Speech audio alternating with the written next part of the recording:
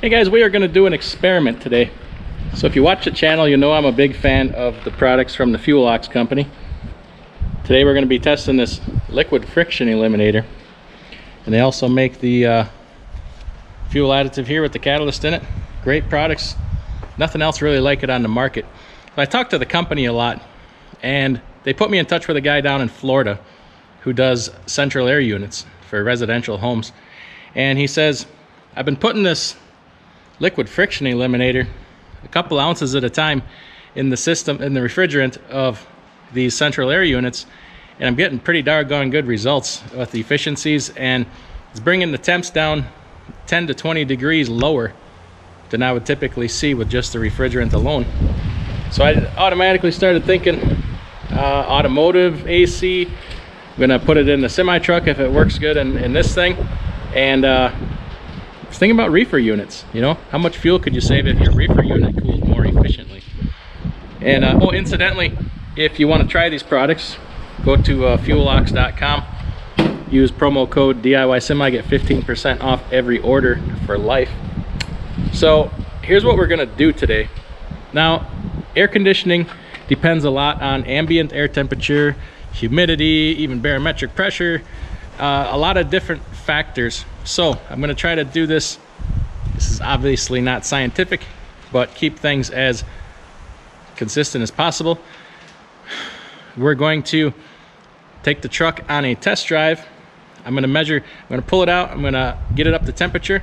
We're going to see what kind of air it's putting out of the vents, just at no moving idle. Then we're going to get up to road speed, and I'm going to take the same route each time and get some air moving through that condenser and see what kind of air we're getting going down the road for temperatures. And then we'll put the product in and test it again. Now he says in the AC units for homes, he puts 1 to 2 ounces in there depending on the size of the system. I don't really know how much to put in this, so we're gonna do like 1/2 ounce or 3/4 of an ounce. Kind of take a shot in the dark. That's not very much, but we'll start with that. Now about this truck, so you know what we're dealing with here. This is a 2005 Chevy 3/4 ton with the 6.0 gas motor in it. Now all the components of the AC are original. The only thing I've really done to it is last year, because the vehicle is 15, 16 years old, I'm like, I'm gonna evacuate this system and put a new charge in it because it's just old and you lose a little bit over time. It was still working, but it's blowing pretty good now. Could it be better? Yeah, a little bit, but it's fully functional. Everything functions the way it should. And the vehicle has about 106,000 miles on it. You know, I'm a truck driver. I don't put a lot of miles on my personal vehicle. So that is the vehicle we are working with. I have this infrared thermometer and then a digital pulp thermometer. These are what we're going to be testing with. I'll just verify one against the other to make sure they're working right. Now I got some various AC tools here. Got this injector here that I can use. I got manifold gauges if I need them. I got some other stuff. We'll just go ahead and get that in there. Now, I'm not sure what the laws are in every state as far as AC work. In the state of Wisconsin here, you can do all your own AC work, but you cannot evacuate a full system without a permit and recapturing the refrigerant. That would be illegal. And I don't know how every other state is. It's changed a lot over the last few years. A lot of states you can do it yourself. I think just for the sake of not showing anything illegal, I'm not going to show me putting the refrigerant or the liquid friction eliminator in there. I'll just show you what I'm doing with it. And then you know, if you're not used to working on these systems, you know, absolutely wear safety glasses. The refrigerant, if you get it in your eyes, can blind you. And why not, if you're not sure, hire a professional to do this for you. Just say, hey, can you put this little bit of oil in my system here? Because I don't want to, you know, get in trouble watching my videos. So that's what we're gonna do. I'm gonna get started on this first test drive here, and we'll check out our temperature. So you can see we're looking at 93 degrees outside, the thing says. We're up to operating temperature right there. and we have a very underwhelming 60.6 degrees coming out, just sitting here idle. And I can verify that with my infrared here, depending where I point it. It comes in within a couple degrees. So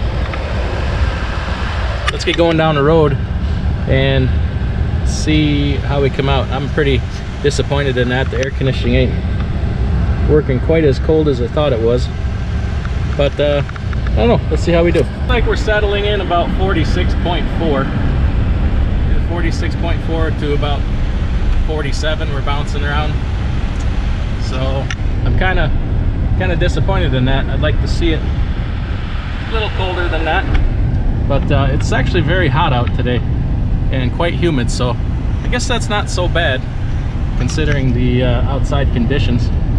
Let's turn around and head her home and get that additive in here and see what we come up with. All right, I've put the product in the AC system. You can see now we're at 96 degrees outside air temperature. It's warming up pretty quick, and you can see we have not yet left the driveway. We are pushing 54 degree air through the vents. That's about 6 degrees colder than we were before, even though it's warmed up outside a little bit. Let's take off here, get her up to speed, and see what she comes down to. We're still going down a little bit, 36.5. So we're a full, at this point, we're a full 10 degrees colder, 36.3. I'm gonna just keep an eye on this thing, see where it bottoms out at. We'll talk about it a little bit. Ooh, 35.9. 35.4. That's pretty low.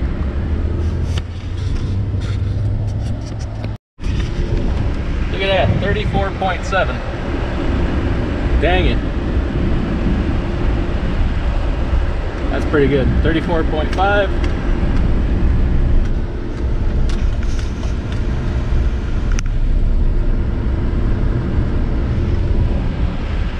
34.3. Dang, that's cold. 34.1, 33.8, 33.9. We broke. We're all done test driving this thing. I'm gonna go ahead and say the experiment was complete, and I feel like I can confidently go ahead and say that it did make a difference. As you saw before we did anything, I had it sitting outside running. We're at 60 degrees. Very poor performance. Keep in mind, this truck is pushing 18 years old. 2005, so what are the 2023s are coming out already, so let's say 17 years old, and that compressor is probably a little bit tired.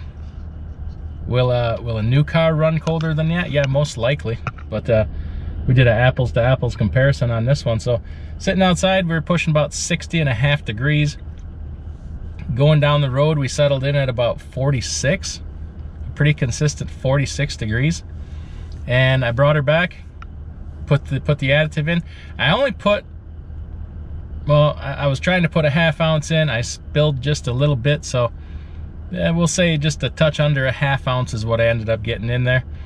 And took it out, got it up to temperature again.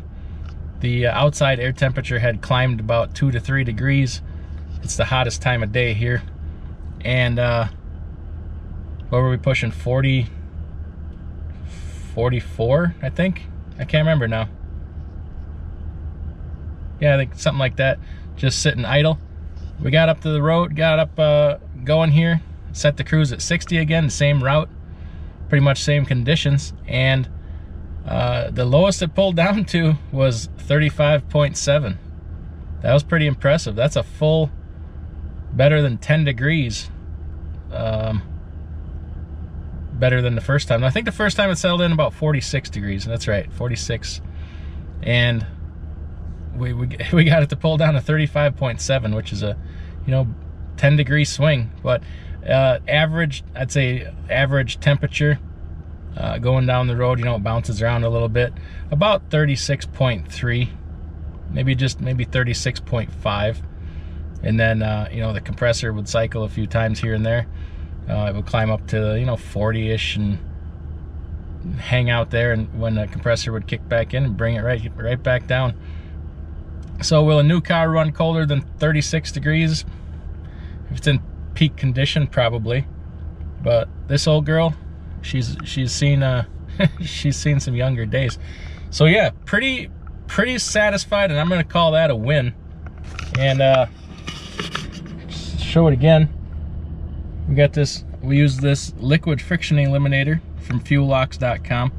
I use it in everything I got, especially in my trucking outfit. It goes in the reefers, it goes in the trucks, it goes in the differentials, just about every fluid we got on power steering. We do not use it in the automatic transmissions, but if you want to try it, I'd highly recommend it. Fuelox.com.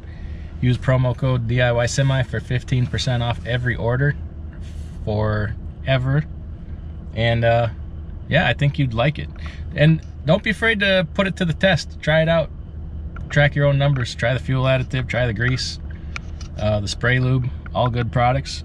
Definitely put them to the test. Was this test steer scientific today? In a laboratory? Absolutely not. But with the equipment I'm working with and what we got, it's about as good as a real world test as you can get. And sometimes the real world tests are better than in a laboratory because you got varying conditions. So everybody take care and stay cool. I know I am. I'm just sitting in the truck here. Been idling in the driveway for, I don't know, 10 minutes messing with the camera here. We're still 41 degrees on the temperature. And as you can tell, we're sitting in the hot sun at 91 degrees. So I'm pretty satisfied with that. I'm going to run it in the truck for a while just to ensure there's no issues, and once I'm confident and feel good about it, I think I'm gonna step up right away and put it in my Freightliner. See what happens there. All right, everybody, take care, and we will see you next time.